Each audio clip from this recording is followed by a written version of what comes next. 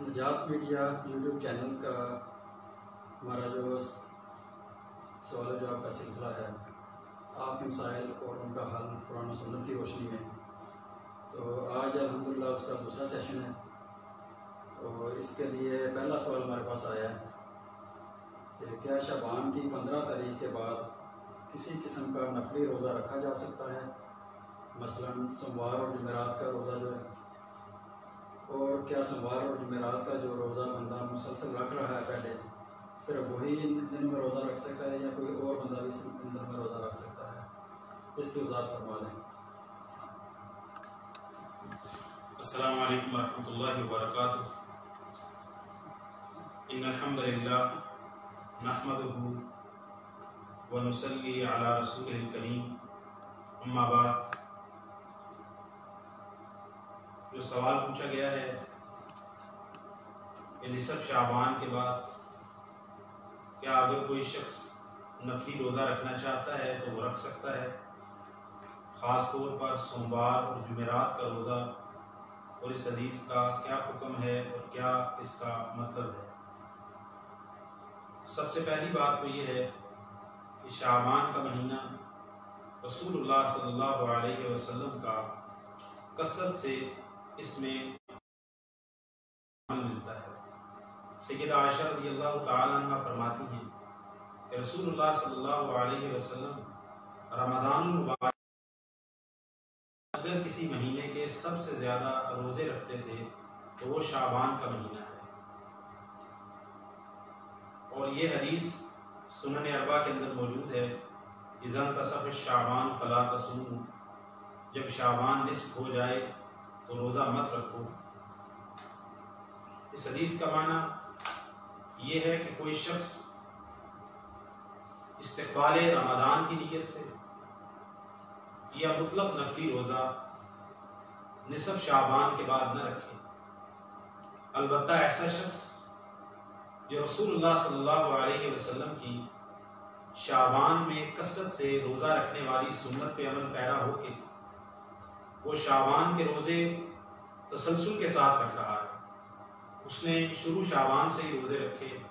چاہے وہ ایک دن روزہ رکھے ایک دن اس کو چھوڑ دے، چاہے وہ کثرت سے روزے رکھتا جائے، تو ایسا شخص نصف شعبان کے بعد بھی روزہ رکھ سکتا ہے،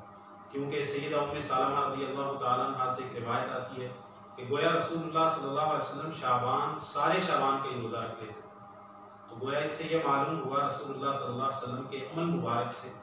کہ جو شخص شعبان کے تواتر سے روزے رکھ رہا ہے، اس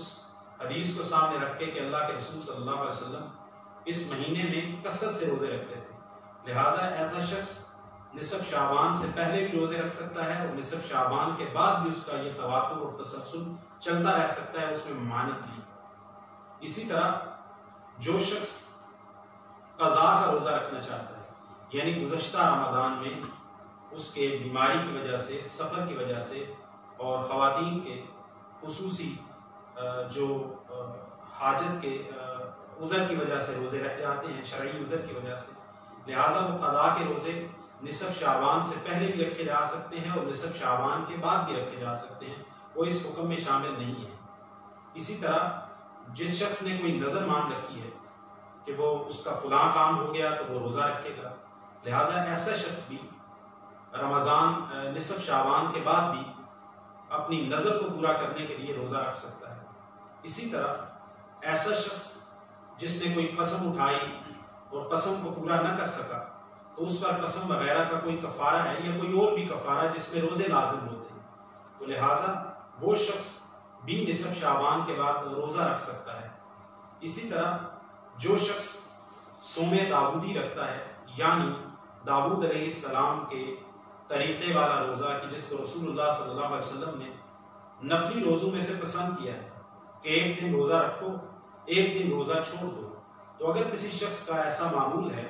اور وہ کثرت سے روزے رکھتا ہے سال بھر، لہٰذا وہ ایک دن روزہ رکھے ایک دن روزہ افطار کرے، تو وہ نصف شعبان سے پہلے بھی اس کی یہ عادت برقرار رہ سکتی ہے اور نصف شعبان کے بعد بھی اس پر کوئی ممانعت اس حدیث کی وجہ سے لاگو نہیں ہوتی۔ اسی طرح سوموار اور جمعرات کا روزہ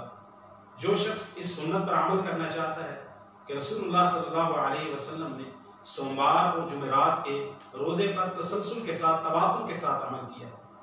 تو لہٰذا جو شخص سوموار اور جمعرات کا روزہ رکھنا چاہتا ہے یا اس پر عمل چل رہا ہے، وہ ایسا تسلسل کے ساتھ عادت کے ساتھ ایسا کرتا ہے، لہٰذا شعبان نصف شعبان کے بعد بھی وہ سوموار اور جمعرات کا روزہ رکھے گا تو اس حدیث کی ممانعت کے اندر نہیں آئے گا، کیونکہ اس حدیث کا ایک تعلق استقبال رمضان کے ساتھ بھی بنتا ہے۔ اس حدیث کی ہم وضاحت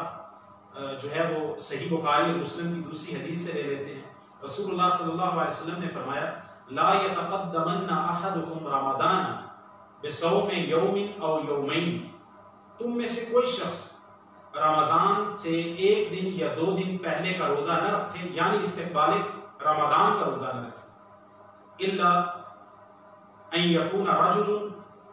کان یصوم یوما فلیصم ذلک اليوم۔ تو آپ علیہ الصلوۃ والسلام نے اس حدیث میں خود اجازت مرحمت فرما دی کہ سوائے اس شخص کے کہ جو کسی دن کا روزہ رکھتا تھا، یعنی اس کی عادت چل رہی تھی، لہٰذا وہ اس دن کا روزہ رکھ سکتا ہے، چاہے وہ رمضان سے 1 دن اور 2 دن پہلے کا ہی کیوں نہ ہو۔ لہٰذا خلاصہ کلام یہ ہوا کہ استقبال رمضان کی نیت سے نصف شعبان کے بعد روزہ رکھنا یا مطلق نفلی روزہ رکھنا وہ منع ہے اس حدیث کے تحت، اور یہ حدیث سنن اربعہ کے اندر موجود ہے۔ امام حاکم نے جیسا کہ شیخ البانی نے ہدایت الروات کے اندر لکھا ہے وَاسْتَنْكَرَهُ أَحْمَدُ، امام احمد رحمہ اس کی نکارت کی ہے، لیکن صحیح قول یہ ہے کہ یہ روایت صحیح ہے۔